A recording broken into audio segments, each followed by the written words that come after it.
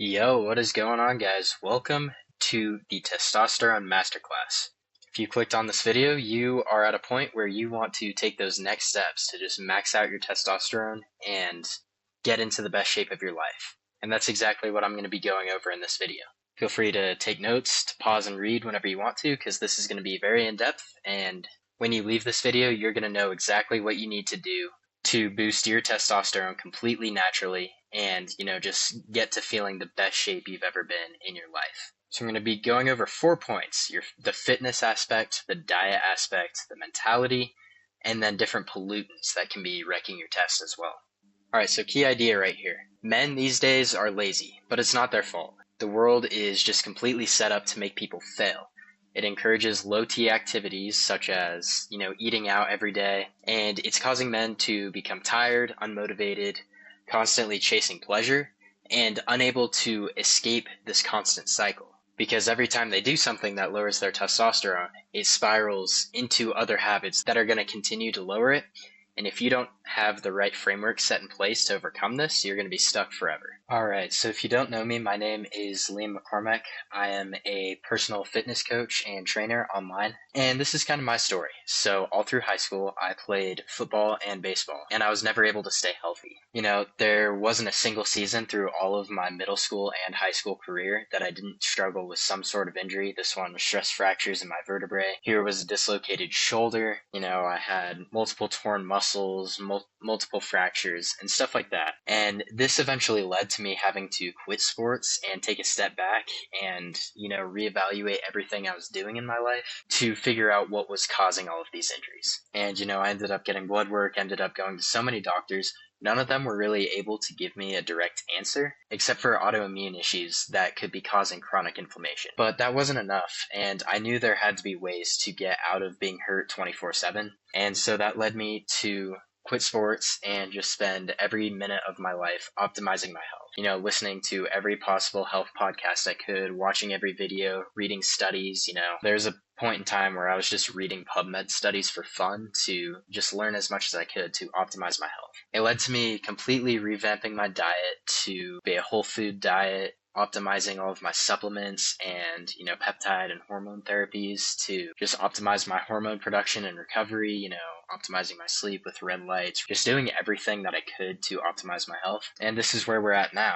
I was able to get super lean while still feeling amazing. I was able to improve my mobility significantly. And now I'm getting into stuff like calisthenics and some high rocks training. And I'm just focused on being an overall hybrid athlete who is going to be able to perform late into the, 80s and 90s if I make it that far. And I help other men do exactly the same thing. Through everything I've learned, all the doctors, all the physical therapists, all the trial and error that I've learned, I want to give that information to other men for much cheaper than I ended up having to pay for all of those. So that's why I made Bulletproof. Bulletproof is my training program where I work one-on-one with men to optimize every aspect of their mental health, physical health, and performance, and ultimately to do it all to honor God. So that's a little background on me and everything that I've done to get to this point where I'm now giving y'all this information. So I hope this video helps. I hope you take something out of it that you can apply into your life, and if you're ready to take those next steps, you can book a call with me down below, and we can get you on a one-on-one call to see if we're a good fit to work together. So let's get into it. So how do you boost it naturally? Now, this seems like a lot of information, but it's actually fairly simple if you just take away the principles from it, hopefully learn, and then just start applying it as soon as you get off this video. Because it's really not as much information as you think it might be. Alright, so the first step to maxing out your testosterone is going to be the fitness side of it. So training, which if you're watching this, I'm going to assume you're already doing this, but you should be training consistently. Best effects are going to be 6 days a week. Every time you train, it sends signals to the brain to produce more tests, which over time is going to raise that baseline of tests so that it keeps improving. Now, heavy compound lifts are going to be the most effective because they cause a stress response to your entire body, which is going to cause your brain to produce more of the testosterone. And now there are studies saying that hitting legs is going to cause the biggest spike in your test, and that is due to most leg workouts being like a compound lift that is going to cause the heavy stress on your body, and it also causes blood flow to the boys downstairs, which is good because that's where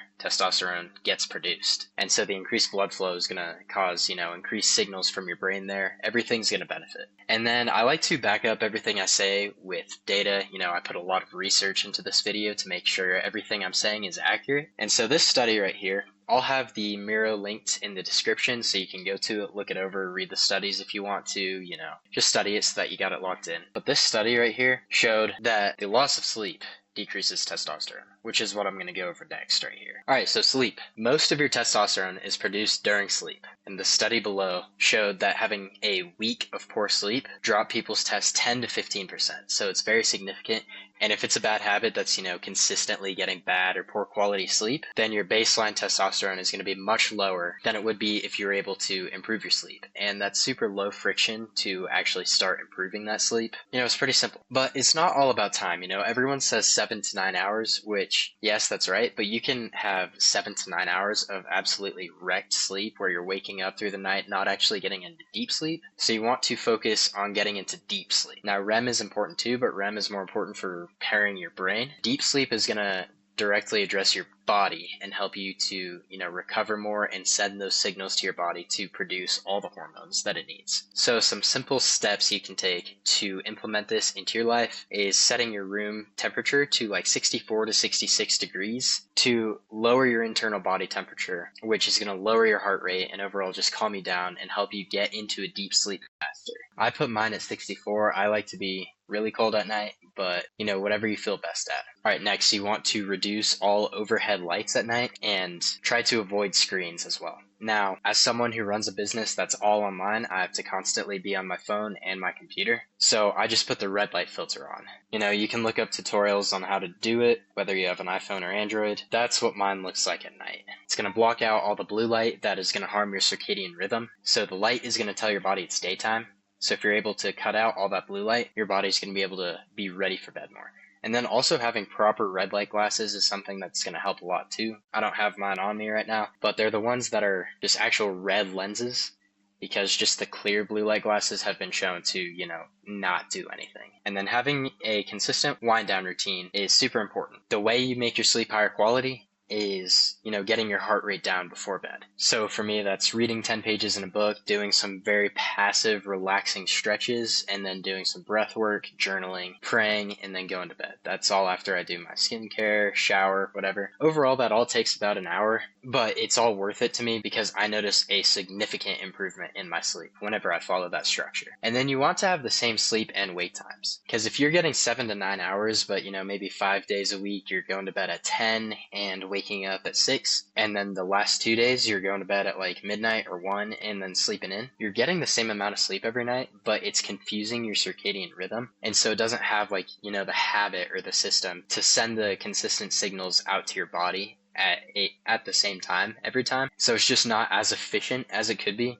and the more efficient it is, the more it's going to produce of the testosterone. So that ties into the study again down here. And then the last step is recovery. Now, the recovery is just as important as your training, because you can be in a position that I was in before. I thought the more I trained, the higher my test was going to get, but that's bad because you can reach a point where you're overtraining, and then that chronic fatigue is going to lead to having suppressed testosterone. It's the same as if you hit the same muscle group every day. It never actually has time to recover, so you're doing more harm than good. It's the same. If you're constantly overtraining, your body never properly recovers to get that baseline up. And so yes, training is anabolic, but something I had to reframe in my brain is training can become catabolic if it leads to chronic stress. So recovery is anabolic. It might feel pathetic to, stretch, to take a day off, but it really is much more important for your long-term health than overtraining. So some helpful recovery protocols that have been actually shown to increase your testosterone is cold plunging. They found the optimal benefits to be around cold plunging 11 minutes weekly. Now, I do a little more than that. The study showed that higher amount didn't lower the testosterone, but it just maxed out at 11 minutes. I do 3 minutes a day, 5 days a week, so that ends up being 15 total minutes. And,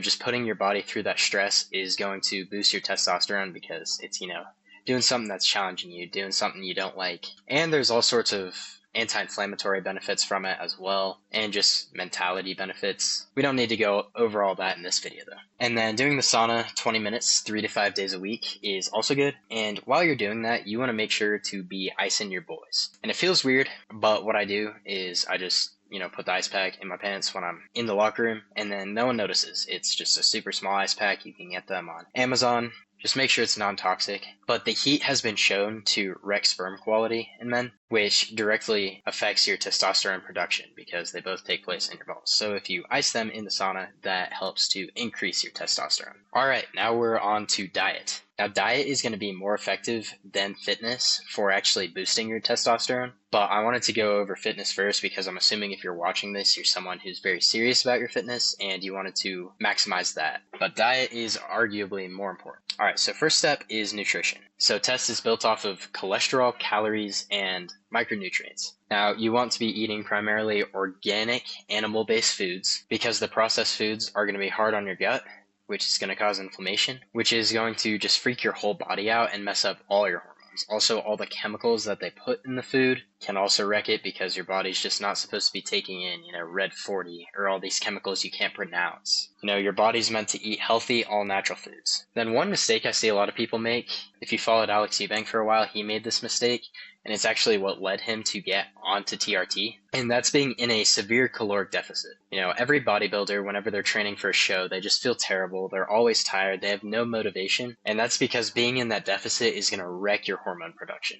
Your body just doesn't have enough energy to fuel the production of the testosterone or the growth hormone, and so it's not sustainable. I understand getting into a severe deficit every once in a while, but if you're looking to maximize your testosterone, then that is absolutely not what you want to do. So these are the most important parts right here for optimizing testosterone. It's getting in the fatty foods that often have cholesterol and that support hormone production, getting in magnesium, which I'll explain, but basically it helps your sleep, helps your hormones.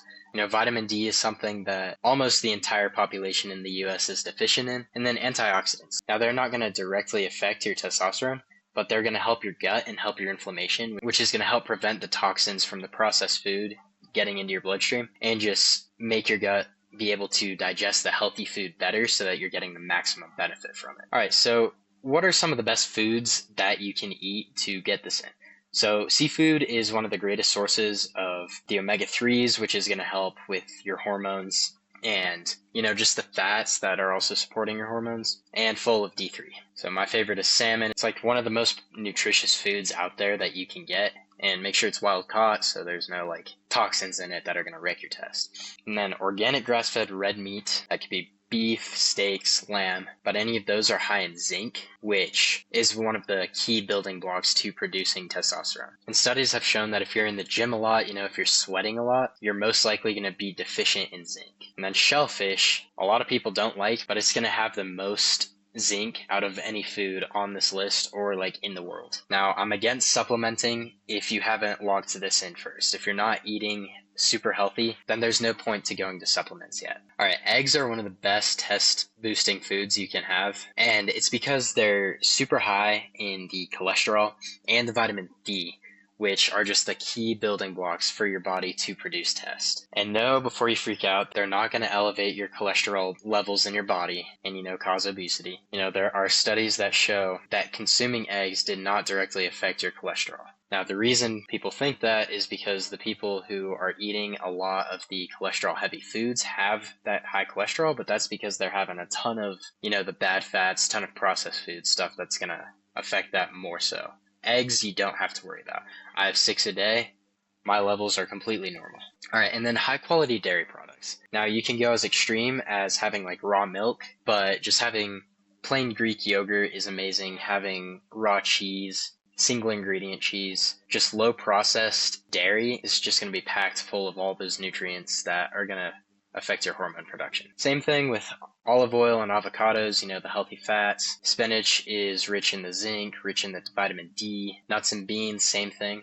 Now, dark chocolate, this isn't me saying you can have Hershey's. Pure dark chocolate or heavy dark chocolate, 70% plus, honestly doesn't even taste that good. I have it pretty often because I've trained myself that that's dessert, but the average person isn't going to think it tastes good. So it's not just going out and having chocolate for dessert, but dark chocolate is rich in the nutrients that help produce testosterone. All right, so berries and fermented foods are both protective for your gut, like I explained earlier, to prevent the toxins from leaking into your gut and to help your gut process these good ingredients better. So that's stuff like, blackberries, blueberries, kiwi. Those are the main fruits I have. And then fermented foods. I love kombucha. I love the poppy soda. It's like a prebiotic soda. And just anything like sauerkraut, pickles, any of that is going to be really good for your gut and help fight inflammation and repair your gut lining. All right, next, let's go into supplements. Now, this is only applicable, and I only want you to consider these if you have your diet and your training locked down, because the supplements are going to boost that,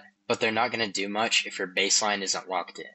Taking a ton of supplements isn't going to make up for having terrible sleep or having a awful diet. All right, so supplements you can consider once you have everything else locked in is vitamin D, which is a hormone regulator, and most of the population is deficient in it. So it's something that you are most likely deficient in and will help your body to balance out the hormones. So if you're producing too much of a hormone, it's going to bring that back to the healthy baseline. And if it's below that, which your test most likely is, it's going to bring that up. And then zinc as well, only if you have low levels, which I'm not necessarily recommending it or telling you that you do, but if you're very active, those are the people that likely are low in it. All right, next is magnesium. So magnesium has been shown in studies to directly boost free testosterone, and then it also supports your sleep and muscle recovery. So if it helps you get better sleep, obviously that's going to help you produce more testosterone. Now after that, you can look into ashwagandha and tangat ali. I'm actually not currently on ashwagandha. I was taking it for a while, and I felt like my body was getting desensitized to it, so I'm taking a break and I'm going to start it up again soon. Some studies have shown evidence that they could possibly directly boost your test, but the big thing is that they lower your cortisol, and cortisol is just a testosterone agonist. It's going to act against it, and so lowering your cortisol is great for boosting your test, which we'll go over here in a second. And then all these test booster blends that you might see, at GNC, they're not really going to do much. They're likely going to make you feel like you're having a better workout, maybe more energy, but they're not actually shown to boost your testosterone. And that's shown in this study right here. Some of them might work, but 90% of them claim to boost test, and only about a third of that actually had data to support that. And a good amount of them actually lowered testosterone. And, the dosing of everything was out of whack and just not healthy. Like, I know a lot of supplements tend to put way too much vitamin D because it makes you feel more focused, but it's just not healthy and it's going to wreck your test. So definitely make sure any supplements you're getting are FDA approved, third-party tested, NSF certified. That way you're getting something that's legit, that actually works, and that has the right doses of everything. And if you want, once again, you can read the article in the description. All right, so after that, we're going to go into the mentality. Now, you might be rolling your eyes at this one, but it's actually a lot more important than you may think, and it is just as effective as everything else we're going to talk about in this video. So prayer and meditation. If you've been following me for a while, you know that I am Christian, that I actively profess that, and prayer has actually been shown to directly lower your cortisol, even in people that aren't necessarily religious. And that's because, the act of prayer is basically surrendering the things you feel helpless about to a higher power, which is going to lower your cortisol, so cause you to worry less, to think about all the chaos going around in your head. It's going to slow that down.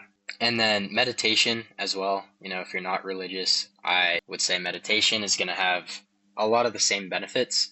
It's not necessarily giving it up to a higher power, but it's definitely doing a lot of the same stuff, which is, lowering your heart rate from breathing, living in the moment. So it's going to train you to realize that, stuff in the future doesn't really matter.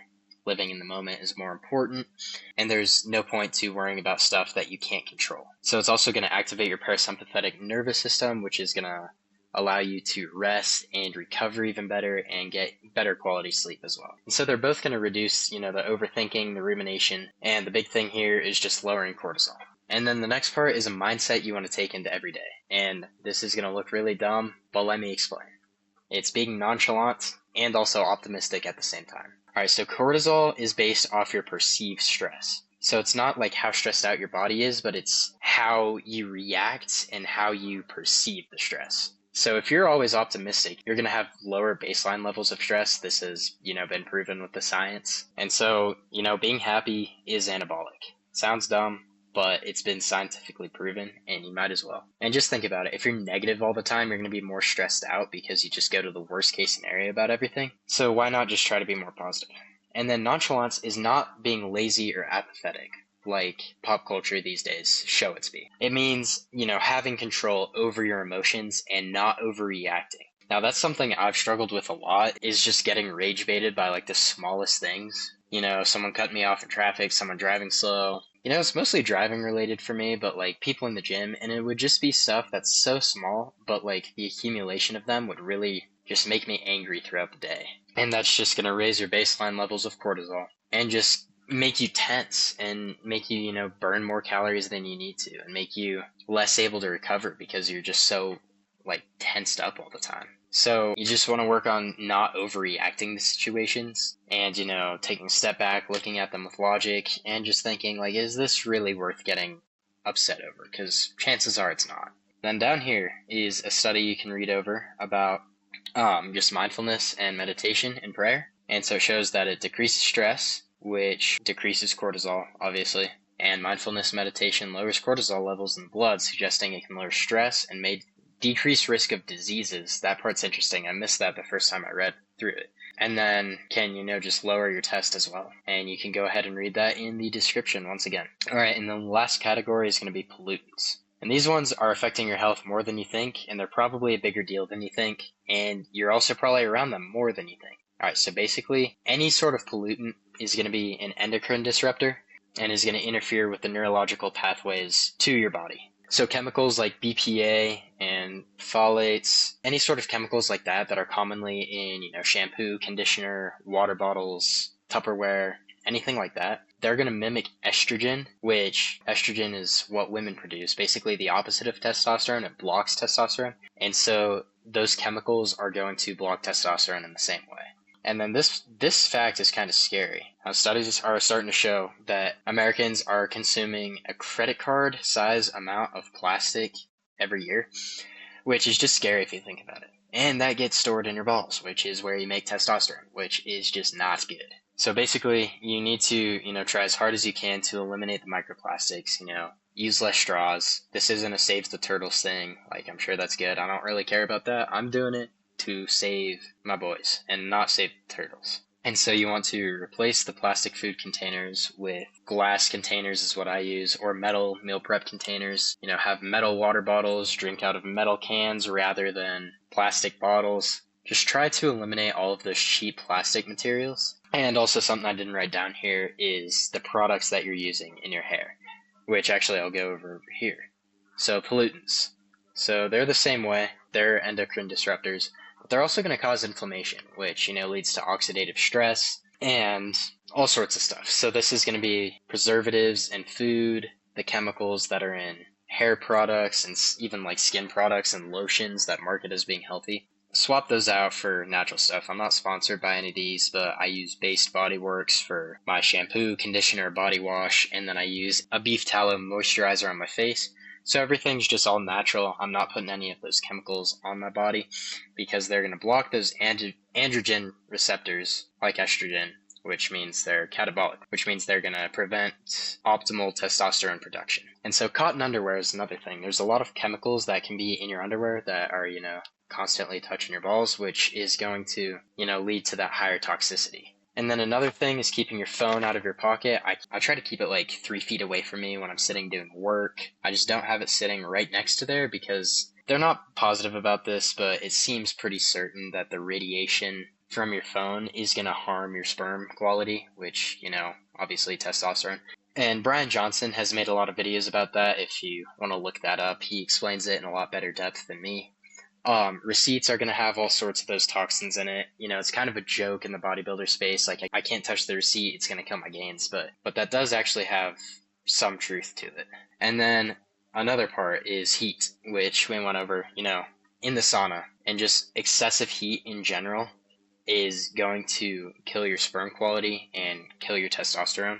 And so you want to keep that cool as much as you can. So here's a study going over that. And basically, this is just showing that exposure to those endotoxins and those microplastics led to toxicity in male reproductive systems, which is going to lower your testosterone and cause other repercussions on the rest of your health. So here's the link to that article as well. So yeah, man, that's kind of the whole guide. If you have any questions, feel free to shoot them over to me on Instagram. I try to answer every DM that I get. And, if you're ready to take those next steps with your fitness journey, with your diet, and with your faith as well, and your mindset, then you can go ahead and book a call down in the description. I have a few spots open in my mentorship currently, so you can go ahead and book that call. It'll be one-on-one with me, and we can talk about the next steps to getting you into the best mental and physical shape of your life. Or if you want some more information first, you can DM me the word bulletproof on Instagram, and I'll send you over some information about that. So yeah, bro, if you're watching this, you're the kind of guy I want to work with.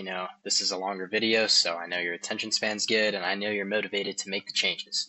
So you're who I want to work with. Go ahead and book that call. Spots are limited, and prepare to become the best version of yourself. And if you're still watching, give the video a like. It'll boost it to more people like us who want to optimize our health. Share it with a friend who has been slacking and needs to lock in with his test. Feel free to comment anything I left out, any questions you have, what you got out of the video, and then subscribe for more health videos. I'm going to start doing more of these, visual videos where I walk you through each step. I just explain it better this way, and, I think it's better to learn visually. So yeah, man, thanks for watching. I'll see you in the next one.